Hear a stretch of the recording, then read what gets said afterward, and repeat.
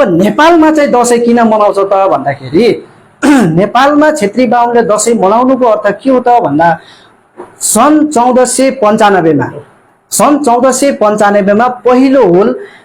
भारतबाट नेपाल छिर्छन् र त्यसपछि उनीहरूको संख्या कम हुन्छ। त्यसपछि दोस्रो झुण्ड 1559 मा उनीहरू चाहिँ नेपाल प्रवेश गर्छन्। दोस्रो झुण्ड है 1495 र 1559 गरेर दुईटा झुण्ड दुईटा समूह क्षेत्री बाहुनको पुर्खाहरू भारतबाट नेपाल प्रवेश गरेपछि उनीहरूको ठूलो समूह बन्छ र त्यसपछि यहाँका मंगोलहरूलाई चाहिँ उनीहरूले लोभ लालच डर र त्रास देखाएर उनीहरूले के गर्छ त भन्दा तपाईको विक्रम सम्वत 1616 भदौको महिनामा गोर्खाको लिग्लीकोटको मंगोल घले राजा मूलवासी मंगोल घले राजालाई चाहिँ द्रव्य शाह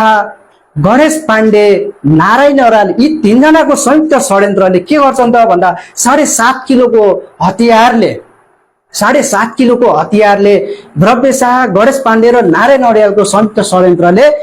मूलवासी मंगोल घरे राजाको 7.5 किलोको हतियारले उनीहरूले चाहिँ ठुन्काइदिन्छ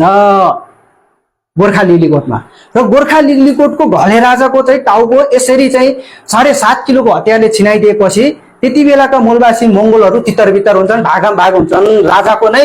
आफ्नो मंगोल घले राजाको नै यसरी टाउको यसरी चाहिँ ठुन्किएपछि मंगोलहरू त्रास हुन्छन् डर हुन्छ र उनीहरू चाहिँ भाग हुन्छ र त्यसपछि क्षेत्री बाहुनका शाह ठकुरीका पुर्खाहरू चाहिँ मूलवासी मंगोलहरूलाई उनीहरूले 1 महिनासम्म चाहिँ पुरै काट्दै मार्दै उनीहरूले चाहिँ 1 महिनासम्म उनीहरूले चाहिँ छलकपट गरेर षड्यन्त्र गरेर उनीहरूले चाहिँ मार्दै मूलवासी मंगोलको रगतले मातेर क्षेत्री बाहुनहरू चाहिँ असोज महिनामा चाहिँ उनीहरूले घोषणा गर्छ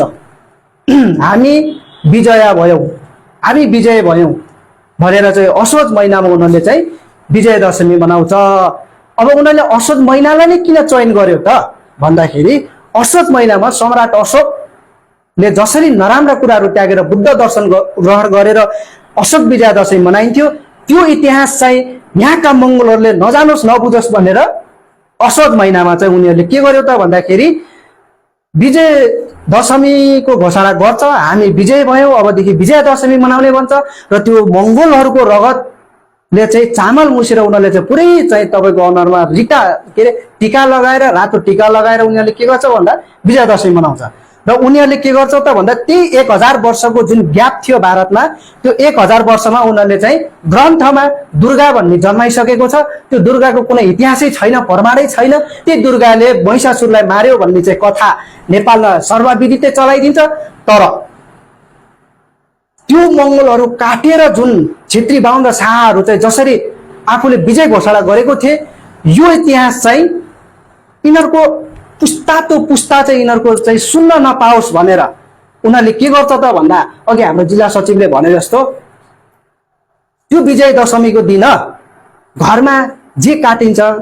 जे पनि जुनसुकै जनावर काटिन्छ त्यो जनावरको रगत 2 हात छाप ढोकामाथि घरको अगाडिको ढोकामाथि चाहिँ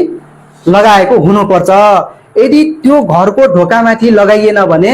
गुप्तचर आउँछ र गुप्तचर आएपछि त्यो परिवारलाई चाहिँ मार्दिन्छ भन्ने डरले त्यो विजय दशमीमा चाहिँ घरमा जे काटिन्छ त्यो दुईटा रगत 2 हात छाप चाहिँ रगतको ढोकामाथि लगाइदिएपछि स्यापसी दिन्छ भन्ने कुरा चाहिँ त्यो भइसकेपछि हाम्रा पुर्खाले चाहिँ मंगोलहरूलाई मारेर यिनीहरूले चाहिँ विजय दशमी मनाएको हो भनेर चाहिँ छोरालाई पनि नभन्ने छोरीलाई पनि नभन्ने छोराले छोरीलाई नभनेपछि छोराले अर्को नातिलाई नाति नतिनालाई भन्ने कुरो भएन। त्यसपछि 2-3 पुस्ता चाहिँ नभनिसके पश्चात हाम्रो पुर्खाहरूले अहिले के भन्छ त भन्दाखेरि बाबुबाजेदेखि मान्दै आएको विजय दशमी हामी मान्छौं भनेर भन्ने गर्छन् नि त हैन। किन त भन्दाखेरि त्यति बेला जबरजस्ती चाहिँ दुर्गाले महिषासुरलाई मारेको कथा छोराछोरीलाई सुना तर मंगोलहरूलाई मारेको हामीले मंगोलहरूलाई मारेर विजय उत्सव मनाएको यो कुरा तैले सुनाइस् भने तेरो तलाई चाहिँ मार्दिन्छु तेरो परिवारलाई चाहिँ मार्दिन्छु भन्ने कुरा उनीहरूले चाहिँ त्यो गरिसकेपछि हाम्रा पुर्खाले चाहिँ हाम्रा बाबुबाजेलाई भनेनन्, बाबुबाजेलाई नभनिसकेपछि हामीले सुन्न पाएनौँ। हो त्यसरी चाहिँ तपाईँको नेपालमा विजयदशमी भयो है। अब यसको विरोध चाहिँ कतिपय व्यक्तिहरूले गर्न थाले, जस्तै कि तपाईँको धनकुटाको हृदयमाहाङ राई, रामलिहाङ राईमा राणाकालीन समयमा चाहिँ त्यति बेला हृदयमाहाङ राई र रामलिहाङ राईले उनीहरूले चाहिँ विरोध गरे। हामीले चाहिँ दसैँ मान्दैनौँ, हामीले पुर्खालाई चाहिँ मारेर यो बनाएको दसैँ हामीले कसरी मान्ने, हामीले मान्नै मान्दैनौँ भनेर उनीहरूले चाहिँ विरोध गरे। विरोध गर्दाखेरि 1933 ताका त्यति बेला राणाहरूले चाहिँ के गरे त भन्दा हृदयमाहाङ राई र रामलिहाङ राईलाई चाहिँ उनीहरूले 3 दिनसम्म छाला काटेर, हेर्नुहोस् है, 3 दिनसम्म छाला काटेर त्यसमा चाहिँ तपाईँको नुनचुक दलेर उनीहरूले 3 दिनसम्म त्यत्तिकै टङ्गाएको छ र 3 दिनपछि बल्ल चाहिँ त्यो तपाईँको त्यो धनकुटामा चाहिँ तपाईँको 3 दिनपछि अनि बल्ल फाँसी दिएको छ राणाहरूले। त्यसरी तर्पाएर मारेको छ। अझै पनि त्यहाँ धनकुटाका 8 पहरिया राईहरूले चाहिँ त्यहाँ अझै पनि धनकुटामा दसैँ मानेको छैन। किन त भन्दा त्यहाँ धनकुटाका 8 पहरियाहरूले बुझेका छन् हृदयमाहाङ र रामलिहाङले जसरी हाम्रो चाहिँ ती चाहिँ शहीदहरूले जसरी दसैँ हाम्रो पुर्खालाई मारेर मनाएको यो क्षेत्री बाहुन र शाहहरूले यसरी मनाएको दसैँ भनेर बोल्दाखेरि हाम्रो यो 2 जना योद्धाहरूलाई चाहिँ जसरी मारे हामीले चाहिँ दसैँ मान्दैनौँ भनेर अझै पनि धनकुटा मान्दैन है। दसैँलाई चाहिँ नेपालको हिसाबमा करिब 1559 देखि यता हेर्ने हो भने करिब 500 वर्ष, लगभग 500 वर्ष भएको छ दसैँ मान्न सुरु भएको है। 500 साढे 500 वर्ष भएको छ। अब यो दसैँ नेपालको हिसाबमा मूलवासी मङ्गोलहरूलाई मारेर मनाइएको यो पर्व हैन, मूलवासी मङ्गोलहरूलाई मारेर चाहिँ तपाईँको मनाइएको यो विजय घोषणा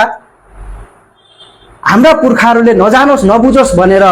भारतमा 1000 वर्षसम्म 1000 वर्षको इतिहास जलाइएको लुकाइएको त्यो ग्याप भएको त्यो त्यति बेला दुर्गालाई जन्माइएको त्यो इतिहास, दुर्गाले महिषासुरलाई मारेको भन्ने जुन त्यो इतिहास छ, यो झुट्टा इतिहास तपाईँ हाम्रो कानमा भरिदिएर मूलवासी मङ्गोलहरूलाई मारेको यो इतिहास चाहिँ यिनीहरूले चाहिँ नपढुन्, नबुझुन्, नसुनुन्, नसम्झुन् भनेर यिनीहरूले चाहिँ यस्ता चाहिँ षड्यन्त्रहरू गरेको हो। अबदेखि तपाईँ हामीले चाहिँ यो कुराहरू बुझ्नु पर्यो, बुझिसकेका छौँ। तर अब चाहिँ हाम्रा मान्छेहरूलाई सामान्य तरिकाले हुन्छ कि कसरी हुन्छ कि सजिलो तरिकाले भनेर हुन्छ कि सामान्य शब्द पक्रेर हुन्छ, आफ्ना मान्छेहरू आफ्ना मङ्गोल दाजुभाइ दिदीबहिनीहरूलाई चाहिँ अब सम्झाउने बुझाउने बेला आइसकेको छ है।